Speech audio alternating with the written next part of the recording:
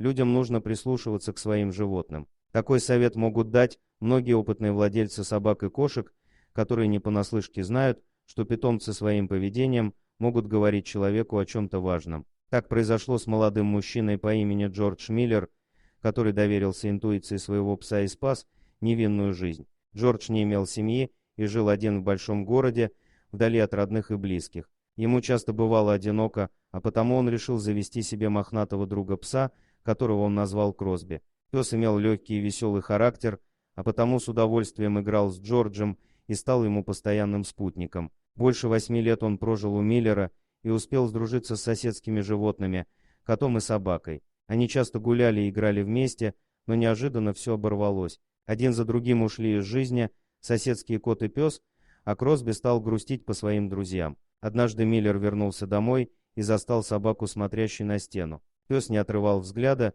чем озадачил хозяина. Ночью, встав за водой, Джордж обнаружил пса снова гипнотизирующим стену. Так продолжалось несколько дней, и мужчина решил проверить, в чем дело. Уходя на работу, он установил камеру, чтобы посмотреть, как ведет себя Кросби днем. Просматривая запись, Миллер заметил, что собака сидит возле стены лишь когда хозяин дома, но в остальное время занимается своими делами. Джордж решил, что Кросби подает ему знак и доверился псу. Подойдя к стене и прислушавшись, Джордж был шокирован, когда понял, что внутри кто-то есть. Сделав дыру в стене, Миллер достал оттуда живого котенка. Молодой человек не понял, откуда он там взялся и сколько времени провел в заточении. Джордж накормил малыша и решил отвезти его в приют. Он видел, что Кросби был рад новому другу, но Миллер не планировал заводить кота. Однако в переполненном зверьми приюте мужчине отказали принять животное и посоветовали оставить его на улице. Джордж не мог поступить подобным образом,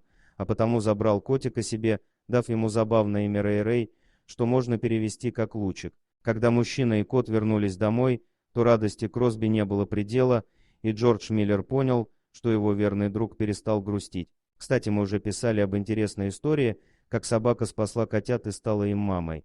Спасибо за просмотр, подписывайтесь на канал, где вы найдете еще много интересного, а также ставьте лайки и пишите комментарии, что думаете по поводу этой истории.